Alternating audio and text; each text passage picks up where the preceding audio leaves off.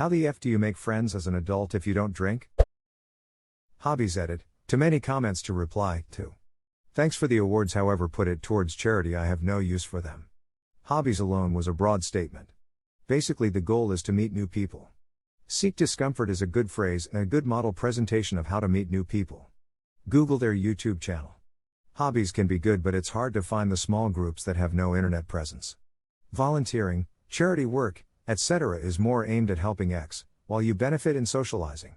My anecdote, others may vary. The other fishing, hunting, etc. groups come from making connections. Door knocking, leaving letter, etc. asking for permission and slowly building a blue book of properties to hunt and fish while cleaning up their property in return. Plus you can ask if they want me to take anyone in their family with me or can I bring a person over, etc. after trust is built. Lastly, if anyone reads my handle. It's okay to be alone. I'm alone but not lonely. I have Reddit to come socialize with you, asshole smile. But it's okay to only have a few friends you connect with.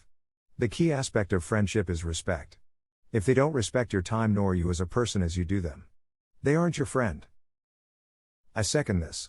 It's significantly easier to make friends and connect, especially if you're shy, if you have mutual interests, even if you don't share the same level of enjoyment in the hobby. It's also a great way to get closer to someone if you do already know them, and opens up an opportunity to have them talk about themselves so you can learn more about them and who they are. Related, I drink a duck ton and I don't have many friends. Me too. I can't believe I finally found you, friend. Yes, Therese, 3 of us. What can we do to make this official? Room for one more? Yes. Guys. We're like 4 friends for life now. Be sure to only talk once a month like true friends. A few times a year like most friends? On holidays like actual friends. I'll message you only when Facebook reminds me it's your birthday, like actual friends. I started inviting people from online dating sites who said they were looking for friends to play D&D. Some of them were actually looking for friends. I also started a fencing group in my area and advertised it in relevant Facebook groups. A few people showed up and now we occasionally do things that aren't fencing related. Join clubs, meetups, activities, hobbies, work, volunteer, online, or simply go out to socialize during the day or early evenings. Dungeons and Dragons. The first couple of times bring some goodies, if you want to grease the wheels. Ducking, best way to find friends, went from 2 to 20 in a couple of months. #X200B, links for people that want to play DD, for finding a group, Reddit LFG basic rules, rule set PDF site used for online DD, Roll20 site with pre-made characters, ask the DM if he allows use of these, pre-made characters, more tools, DD beyond. Have you considered joining a cult? Joining a D&D group is basically joining a cult without all the sacrificing animals. Without all the sacrificing animals, your DM sounds atypically boring. He was probably just meaning to say they sacrifice people instead, knowing DD groups. My mother told me to stay away from that devil's demon stuff. Nice trick, Satan. S. You see someone doing something you do or like to do or are curious, hit him with a compliment and then with a follow-up question. Met some of my best friends because I liked the colon they were wearing, ha ha ha. #X200B, edit, Cologne. Keeping the error. I am not myself today. Edit, damn you people and the unrelenting colon comments. Good analogy. 1. Join a sports league. For example, we have Zog Sports. You can join things like kickball or cornhole leagues. Guys and girls play. If they don't have one in your area, maybe start one? Some people on Facebook started a golf group for people who like to play golf in my area. I joined that one to meet new people. You could start a tennis group or even a gaming group. 2. There's a local place near me which is called Play. Hoboken. They have get-togethers for pool, tabletop tennis, chess, desktop games and even Dungeons & Dragons. Maybe look for a similar business in your area. 3. I'm part of a book club. We meet online every month after reading a book and talk about it. I was introduced by a friend. Again, may need to search a bit. 4. Even if you don't drink, you still can go to a bar. Order a club soda with a lime. No one is going to know you aren't drinking a vodka soda. My turn to shine since I moved countries 3x as an adult. Ranked from most effective to least: work, never eat lunch alone, organize hangouts after work, professional networking organizations. Nothing bonds more than hating your industry job together, going out alone, chatting up strangers. Women here have befriended men who approached me this way, so don't say this won't work for men. You just have to genuinely want to be friends instead of being a creeper. If you have kids, they have kids, they'll want to be friends. Reddit: if someone in a niche subreddit you're into happens to mention they live in your city, just go, hey, I live there too. Want to meet up?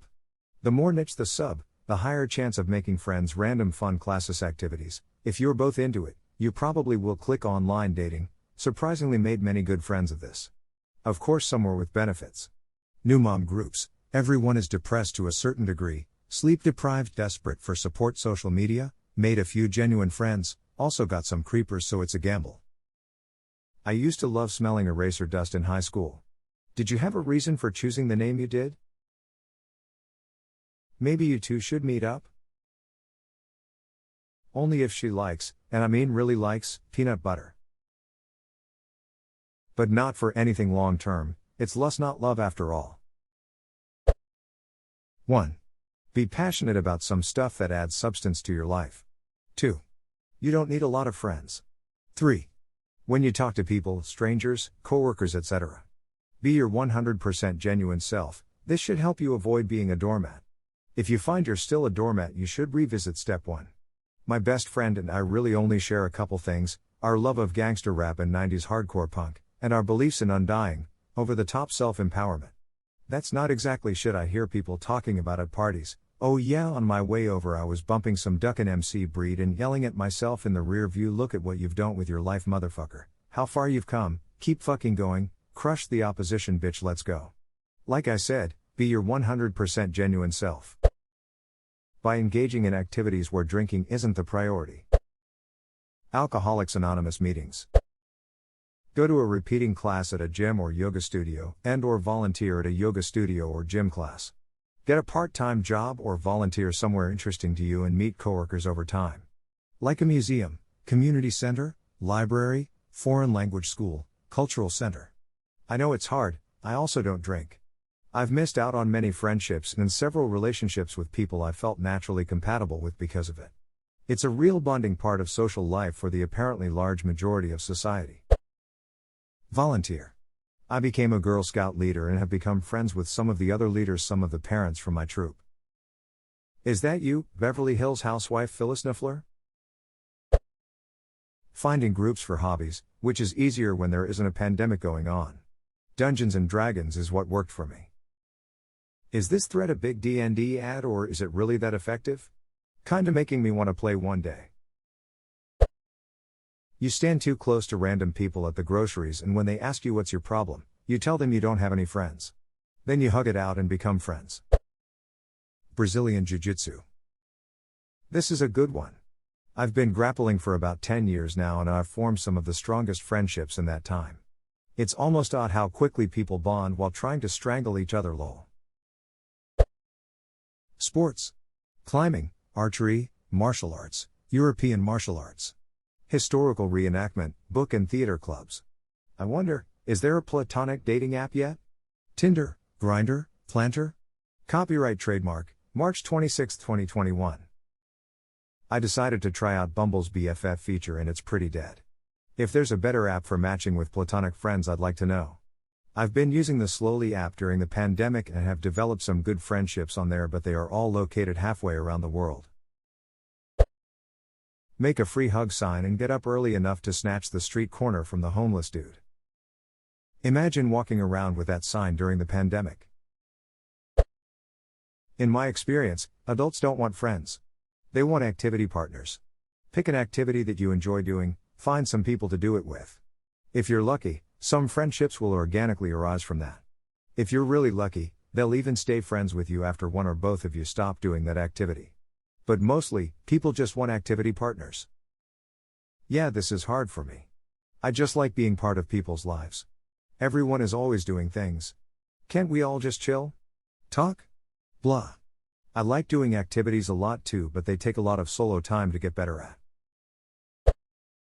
Motorcycles helped me meet people, and as a bonus, if you're into guys, you can pick up dudes easily with a motorcycle. Take a CPR class and talk to the people there.